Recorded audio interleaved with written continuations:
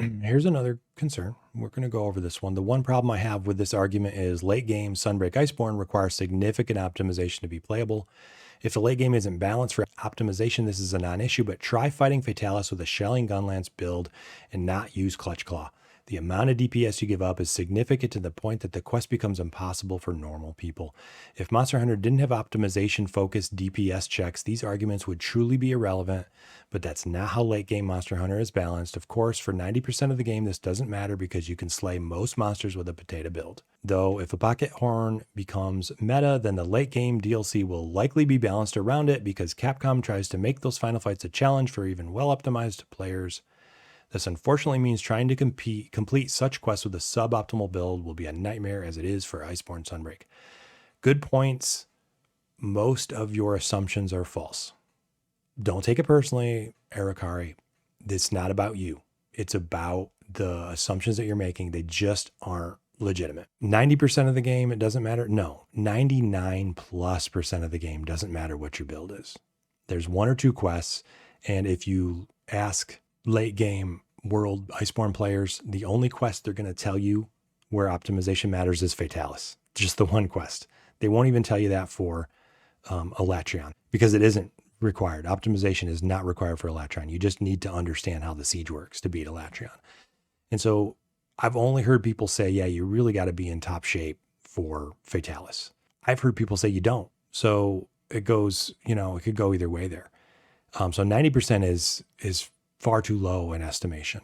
The other thing is that people who aren't that good at optimization don't make it that far in the game. The people you see get that far are the ones who've learned enough to be able to do it properly.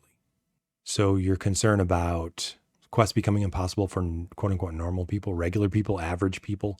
Yeah, Fatalis is impossible for average people right now. iixxion is impossible for average people. That's just facts. I mean, that's just the way it is. You're right that the end game is balanced for people who are really good at the game. Go to Rise. It's the same thing. The end game in Rise, very few people have even played it. The end game in Rise are the specials.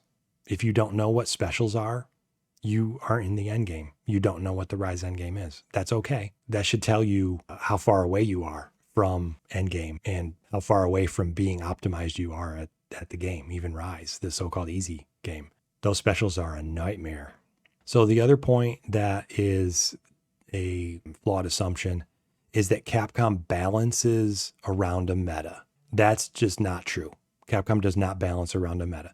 Capcom balances around what their developers, playtesters, and directors feel is a strong enough challenge for people who have played the game for probably 200 to 300 hours.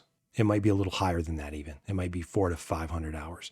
I'm not sure exactly where their threshold sits, but it's going to be multiple hundreds of hours. They will balance Fatalis for people who have played the game for several hundred hours and have that level of experience. They're not balancing it for what you see in meta guides.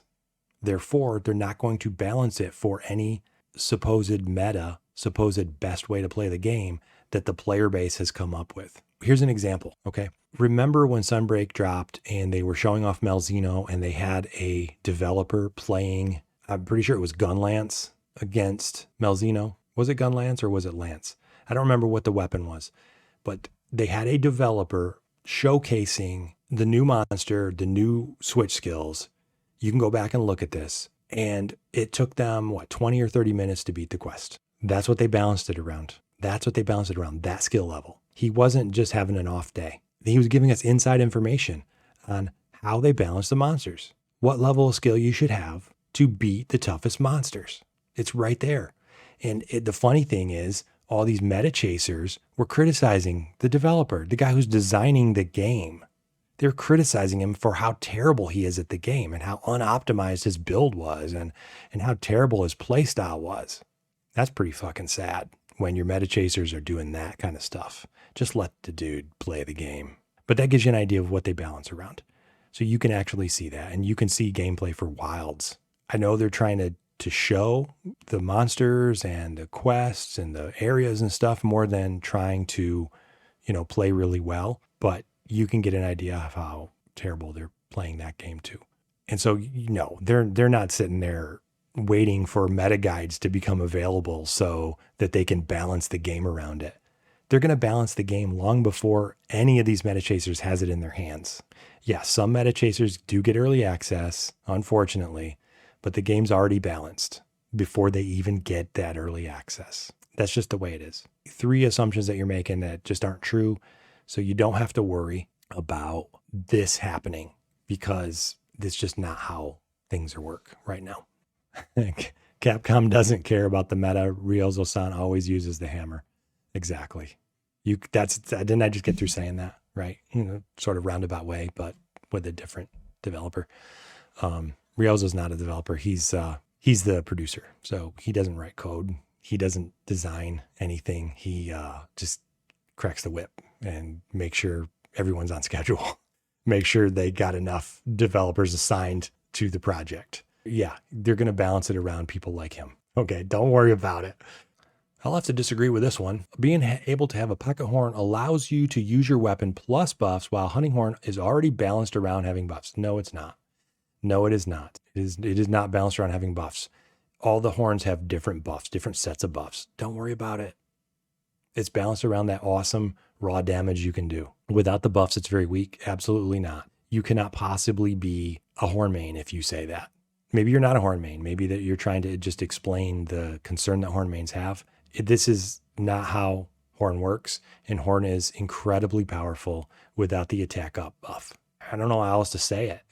Go main horn. If you main horn and play through Riser World to a significant degree, and you still have that same opinion, come back to me and let me know. And we'll talk. We'll get you on the podcast. We'll have that conversation. Just bring your receipts. As long as they don't design the end game or any part of the game around this meta, I don't particularly mind because I have zero interest in ever playing that. Yeah, and that is the concern that we just talked about, and that don't fear. They don't do it. So don't worry about it.